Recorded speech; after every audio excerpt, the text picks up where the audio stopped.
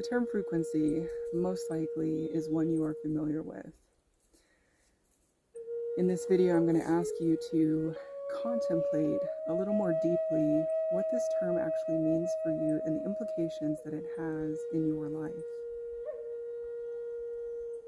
At its core, frequency is a wavelength, whether it be light, whether it be sound, whether it be energy. It is a wave that allows us to adjust and become similar to, or to be aware of and create contrast with. So in the realm of music, this is where we get concepts like resonance and dissonance. And each of these relationships serve a specific focus. So in the realm of music and the realm of sound, we can think about resonance as a soothing, calming lullaby.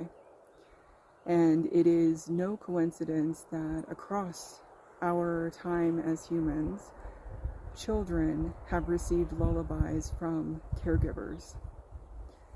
There is extreme value in the frequency of sound. Conversely, when we talk about dissonance, you can think about things like sirens, intended to grab your attention quickly and call you into action, whether it be sirens to alert of a tsunami, whether it be sirens to alert to clear the road and make way for emergency vehicles, whether it be sirens in the form of alarms like smoke detectors that alert you to inhospitable environments, right? In this way, you can already begin to understand how we move through life in a very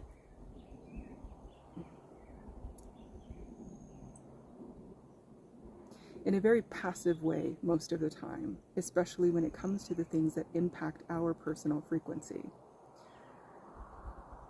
You can look at marketing and advertisement. You can look at how jingles are created. You can look at the concept of earworms. You can look at the concept of how in oral cultures, the telling of a story is far more significant than the written documentation of it. And the way that that oral story traditionally moves through time is when the vibrations are reactivated and the story is told again and again and again. So going back to the value of resonance and dissonance, when we are talking about earworms and jingles and things that hook your attention, over the last few years, we have seen a change in the industry. We've seen how social media now allows clips of music, right, to bring individual creators a feeling that is more professional, right? And we have now reached a time period where all of these things can be done with AI, with artificial intelligence, and serve the same purpose. And it is sold to us as a convenience. It is sold to us as a tool to use to help us move forward in life and to be more successful or to have more time for the things that really matter to us. But what I want to bring this back to for this video is an understanding of how that use of copyrighted music, that use of artist-included music in personal creation on a free platform such as social media has slowly conditioned us to understand the way that sound works in a very different way. These are the subtle ways that things move in our lives, and this also relates to frequency. You can see here that all we have done is talk about sound, one aspect of frequency. And within that aspect, all we have talked about is resonance and dissonance, when things are in alignment or when they are in contrast. Beyond that, we have talked about why we would seek either of those states of being.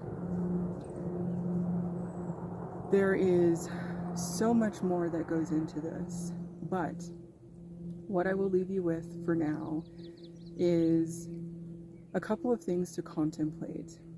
And I really am going to invite you to sit with this in the moments that feel a little uncomfortable until you arrive at some answers or some directions that feel like it actually moves you in your life. And the first thing that I would invite you to think about is, are you a type of person who utilizes white noise, who feels uncomfortable in silence? Are you a type of person who longs for silence and is very agitated by any array of sounds in the event that it is not initiated by yourself? Examples of this would be someone else is hammering to do a project, and because they're the ones hammering, it's irritating you. But if you were the one doing the project, your focus would be with the project and the hammering wouldn't be as irritating because you would understand the context. And arguably, you would be emotionally invested in the outcome of that project. Furthermore, you can start to contemplate, are there ways that certain types of sound or music shift your mood?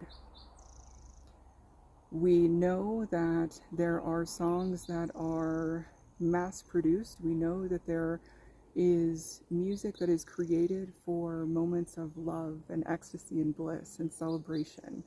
We know there are pieces of music that are created for helping with grief and with sorrow and with expressing anger.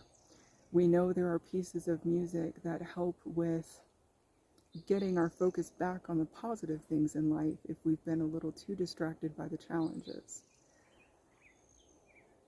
Is this something where you prefer to have words or just instrumentation or sounds of nature? Is this something where you prefer to have words that are in a language that you understand or words in a language that you don't understand?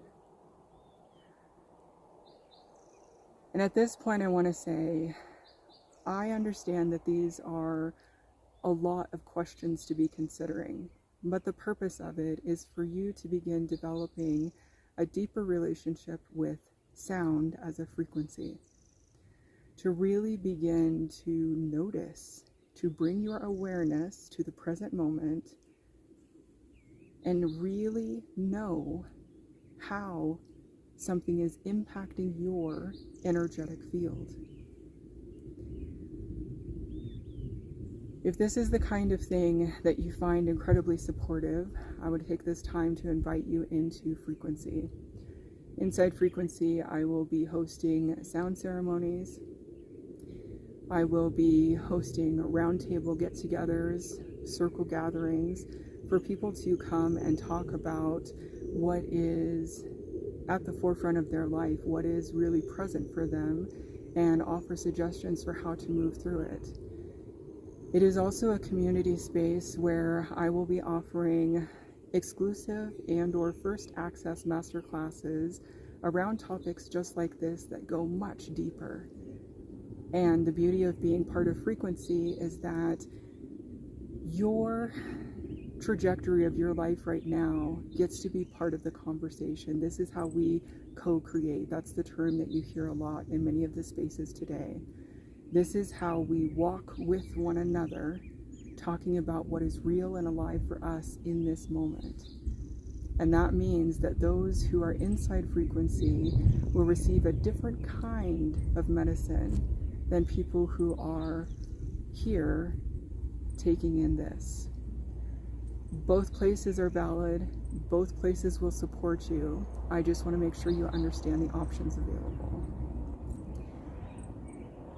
Until next time, I will remind you gently and kindly to enjoy an aspect of your day and to appreciate something about the challenges that you found in your day.